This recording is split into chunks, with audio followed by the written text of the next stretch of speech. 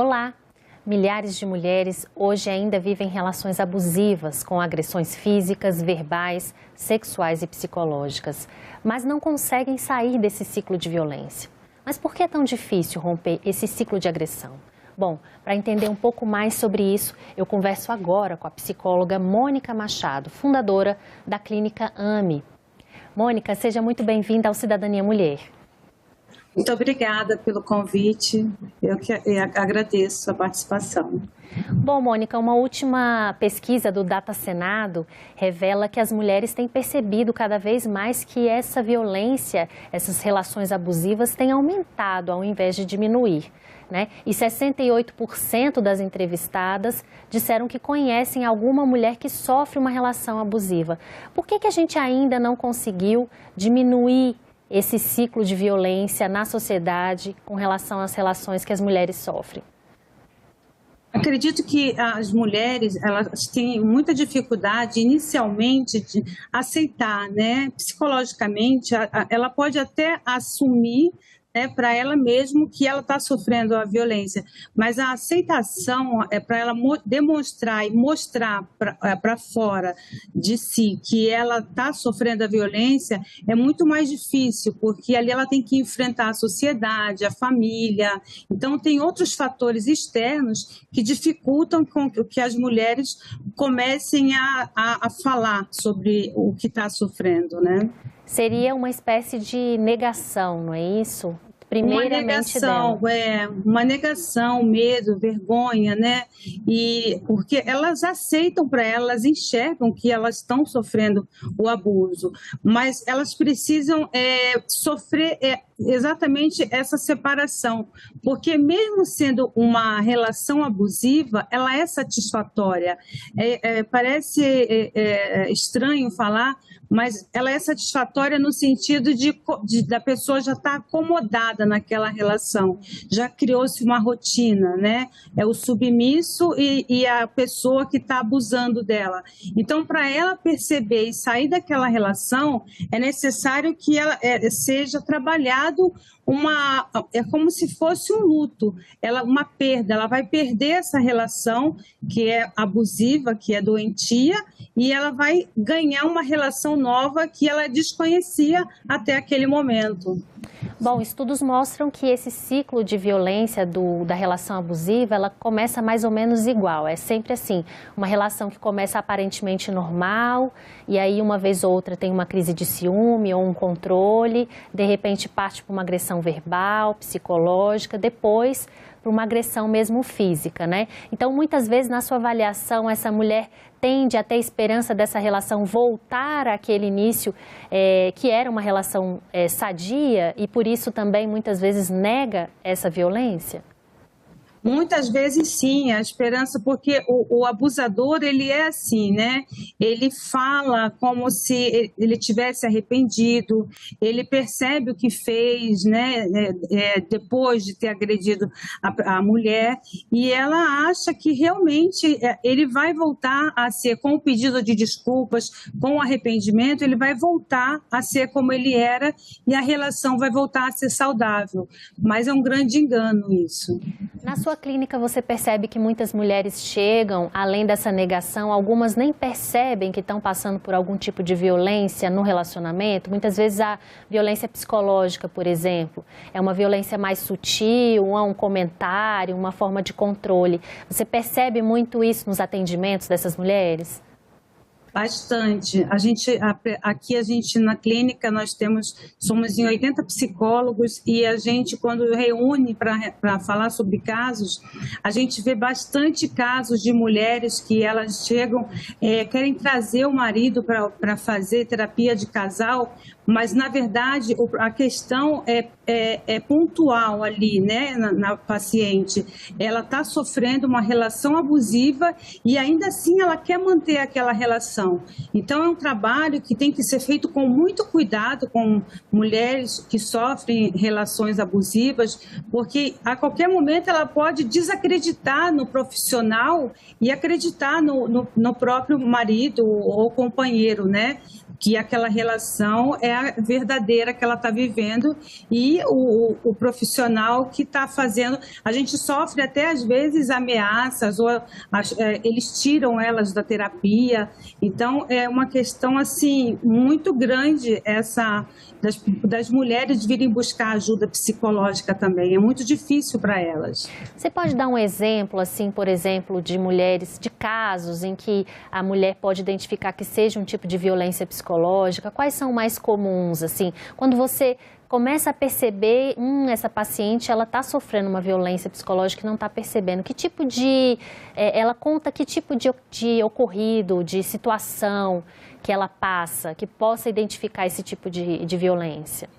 Geralmente, o companheiro, ele se refere a ela de maneira de rebaixar a autoestima, né? Ele sempre, quando ele vai se referir a ela, ele denigre a imagem dela, nunca ela faz algo que o agrade, ele está sempre mostrando o lado ruim e negativo dela. E às vezes também a companheira, ele não deixa ela ter os mesmos direitos dele. No caso, às sextas-feiras, por exemplo, ele encontra com os amigos. Ela não tem o direito de encontrar nenhum dia com a amiga, né? Então, tem o dia dele, o dia que ele vai para o futebol, ele faz todas as atividades que ele possa fazer de lazer fora do casamento. E ela não, ela tem que ficar em casa, porque ele tem ciúmes ou ele não deixa que ela vá porque ela precisa ficar em casa. E ela acha que isso ele está cuidando dela, né? Ele está preocupado dela sair sozinha sem ele.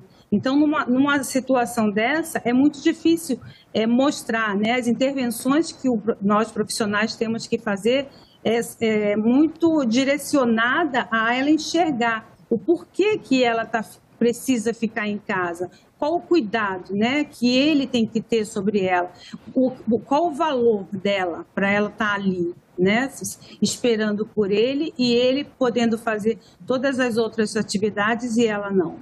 Isso passa por um empoderamento mesmo da mulher, né? A questão do valor, do amor próprio, né? Tudo isso tem que ser trabalhado para que ela enxergue, às vezes até com certa autonomia própria, para ver o que realmente está acontecendo sem precisar que ninguém a mostre. Na verdade, ela mesma, talvez, com o trabalho mental, ela vai percebendo. Mas por que é tão importante não chegar, não deixar essa violência psicológica passar para uma agressão?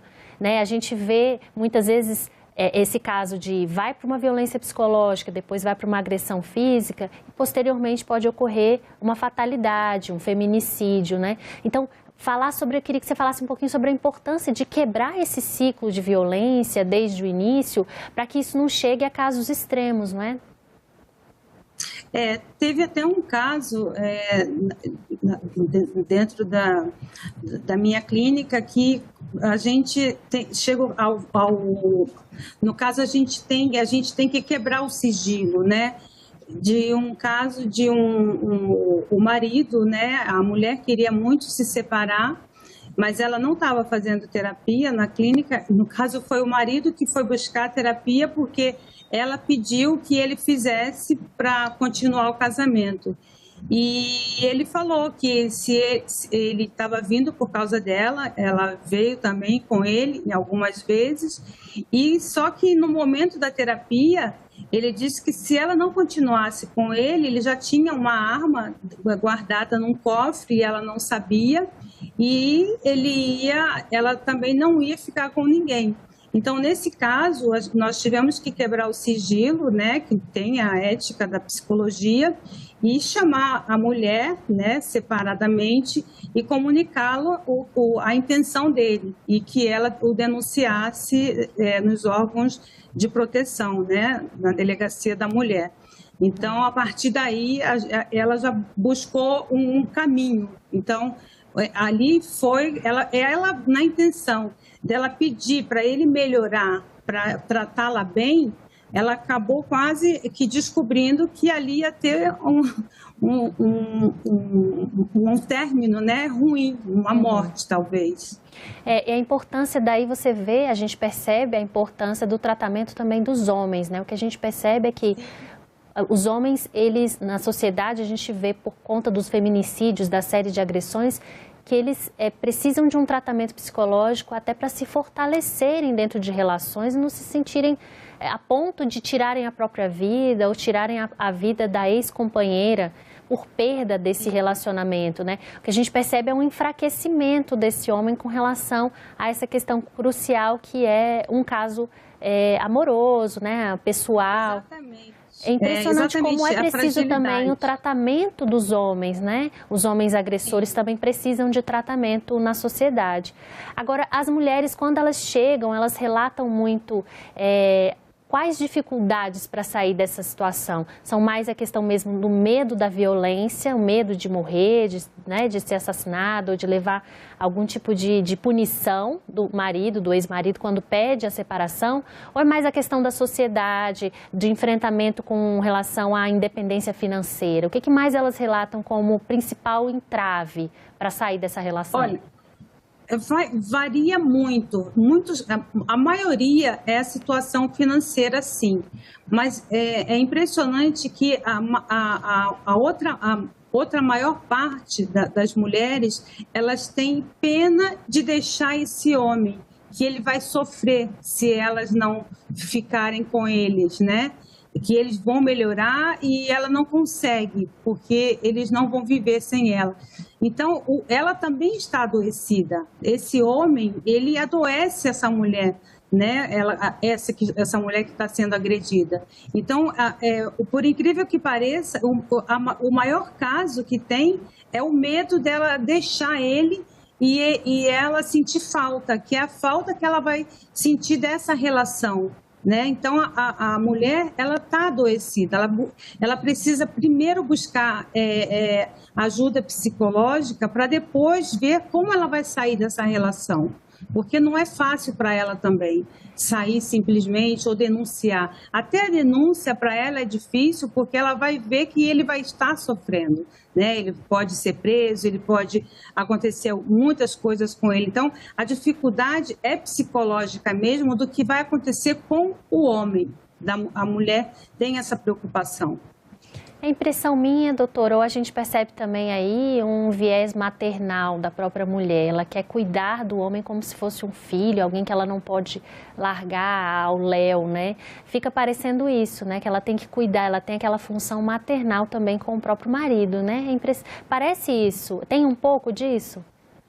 Com certeza, total. Tem total ali, é como se ela tivesse ali a imagem paterna, né? Aquela imagem paterna que ela, ou às vezes a mulher não teve, ou ela teve uma imagem paterna muito, o pai muito agressivo, e ela carrega aquela imagem para ela como se ela tivesse que cuidar mesmo desse homem, esse pai, esse homem que na verdade, quando ele se torna marido, ele acaba virando um filho para ela, porque ela precisa cuidar dele. E mesmo que ele a maltrate, ela tem que cuidar, ela tem obrigações com ele. É o caso materno mesmo, é a paternidade.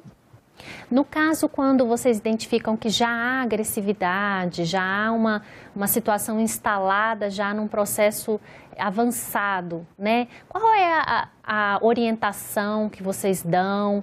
Como a pessoa tem que buscar outros meios, né? Buscar justiça? Elas se sentem amparadas para buscar essa justiça, para buscar esses direitos e sair dessa relação? Como é que é a orientação que vocês fazem na psicologia para essa mulher? A gente primeiro fortalece a mulher, né? Que ela vem exatamente com essa figura de homem, essa figura paterna, de que ele vai protegê-la, mesmo que ele a agride, vai protegê-la. Então, primeiro, ela tem que se fortalecer e saber que ela não precisa ser protegida por ele, que ela consegue lidar com qualquer situação. Se ele faltar, se ela não estiver com ele, ela vai conseguir fazer tudo o que ela está fazendo. E ela conseguir enxergar que é por ela que ele... É ela que está fazendo por ele, porque se ela sair da vida dele, ele não é nada. E é por isso que os homens se sentem fragilizados e agridem elas, né? Porque é exatamente isso, eles veem a importância e o empoderamento da mulher, mas eles não aceitam. Então, elas têm que se submeter para poder conviver com eles, né? Mas elas buscam ajuda mas primeiro a ajuda, só em último caso, né, em caso de já chegar à agressão, de não ter mais jeito e estar envolvido ali em caso que possa levar à morte, aí sim elas buscam ajuda policial, no caso, antes de buscar a terapia. Mas geralmente elas se fortalecem para ir buscar ajuda que protege na justiça, né? De ter tantos quilômetros de distância, a pessoa não ligar para ela, não mandar mensagem, para ela se proteger desse homem. Uhum. E, Mônica, com relação ao tratamento do casal, né? Vocês indicam em que estágio, já desde o início ou não? Primeiro, essa mulher ela tem que primeiro fazer um tratamento pessoal dela e depois sim ela ir com o marido para de repente tentar uma terapia. Vocês indicam esse tipo de divisão, né? Primeiro um momento só a mulher, depois o casal. Isso quando é possível ainda manter um relacionamento? Sim, sempre é possível manter o relacionamento quando tem o respeito, né?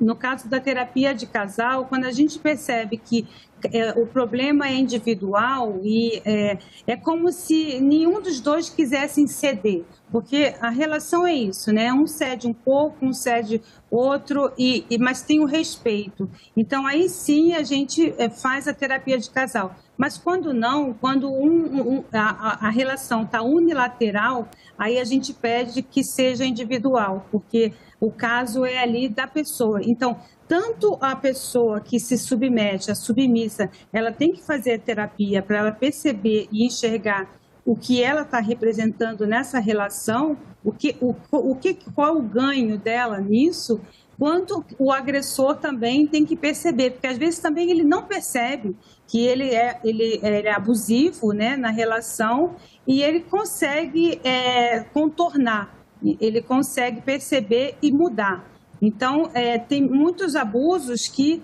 não são notados pelos homens exatamente por essa posição, né? Por essa, como a gente, voltando para o lado maternal, a mãe, ela protege muito o filho homem, né? Então, o filho homem pode tudo. E ele cresce achando que pode tudo de fato. E aí, poder tudo é não respeitar o próximo, não respeitar a mulher. Então, isso atrapalha muito numa relação a dois.